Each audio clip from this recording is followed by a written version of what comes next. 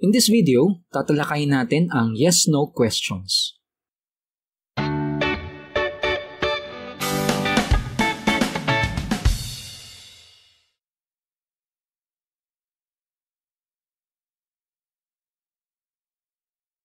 Are you in 5th grade? Do you like donuts? Can I go now? Ang mga sentences na ito ay yes-no questions. Ano ang yes-no question? It is a question that can be answered with yes or no. Maaring masagot gamit ang oo o hindi. Yes, ito yung affirmative answer. At ang no, negative answer. A yes-no question should have a rising intonation at the end of the sentence. Ibig sabihin, nagtatapos sa pataas na intonasyon kapag binigkas. Halimbawa, are you in 5th grade? Do you like donuts? Can I go now? Mapapansin ninyo na pataas ang pagbigkas ng pangungusap sa huli. Answering yes-no question. Pagsagot sa yes-no question. Paano ito? You can answer a yes-no question using a short answer, yes or no. Halimbawa, are you in 5th grade? Yes. Or no. Short answer, yes or no. Next. Long answer. Kapag long answer, take note of the verb or the auxiliary verb. Bigyang pansin ang pandiwang ginamit sa tanong. Example, are you in 5th grade? Mapapansin na sa simula ng pangusap ay yung salitang are. Ito yung verb.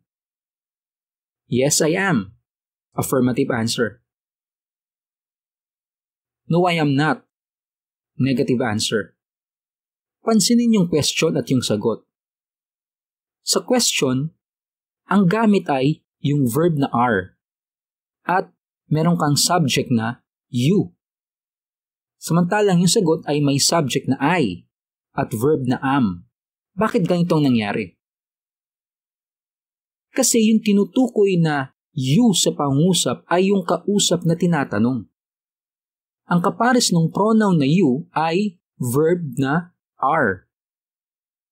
Samantalang sa pronoun na I, ang kapares na verb ay am. Next. Is Karen your classmate? Mapapansin na ang gamit na verb ay is. Kaya pag sinagot ito, yes, she is.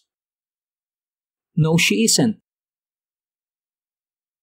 Ang salitang isn't ay short form or contraction ng is not.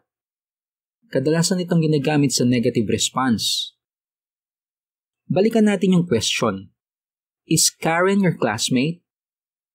Mapapansin na ang ating subject, Karen. Pero dun sa response, ang ginamit na ay she. Bakit? Kasi Karen ay pangalan na pambabae. Ang katumbas nito sa pronoun o panghalip ay she. Panghalip na pambabae. Next. Are your parents at home? Ang verb na ginamit ay are. Kapag sinagot ang tanong na ito, yes, they are. No, they aren't. Ang salitang aren't ay short form or contraction ng are not. Mapapansin sa response na hindi na ginamit yung your parents. Ang ginamit na ay pronoun na they. Ito ay plural pronoun. Next. Do you like donuts? Ngayon naman mapapansin na iba na ngayon yung simula ng pangusap. Meron ng salitang do. Ito ay auxiliary verb.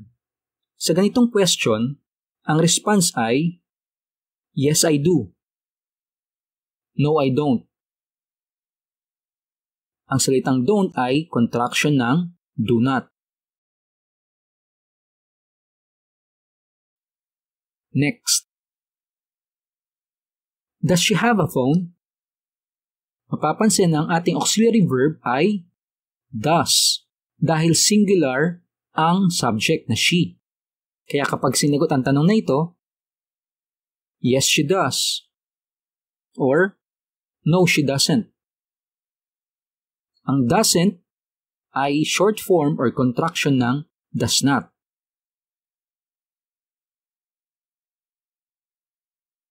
Next. Have you been to Baguio? Ang auxiliary verb natin ay have. Kaya kapag sinagot ang tanong na ito, yes, I have. Or, no, I haven't.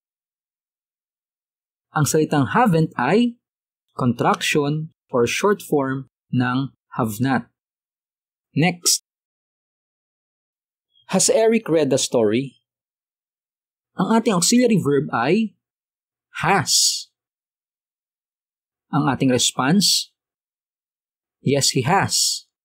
Or, no, he hasn't. Ang salitang hasn't ay short form or contraction ng has not.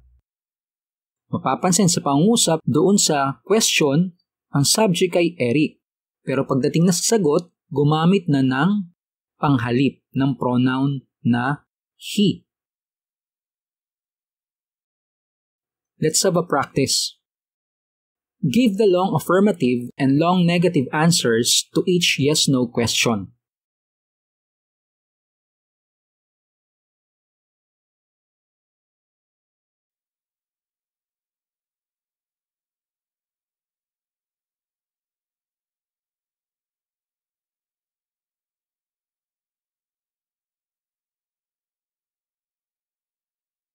Let's answer.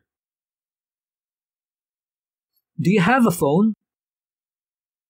Yes, I do. No, I don't. Does Anna know your number?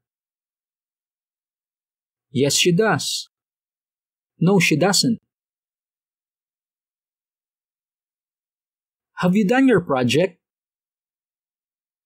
Yes, I have. No, I haven't. Are bats scary? Yes, they are. No, they aren't.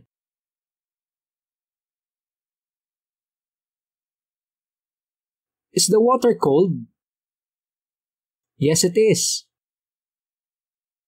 No, it isn't.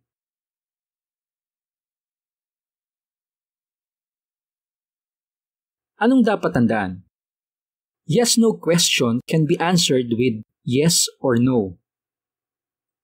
Maaring masagot gamit ang oo o hindi. Yes, ito yung affirmative answer. No, ito yung negative answer. A yes-no question should have a rising intonation at the end of the sentence. Nagtatapos sa pataas na intonasyon kapag binigkas.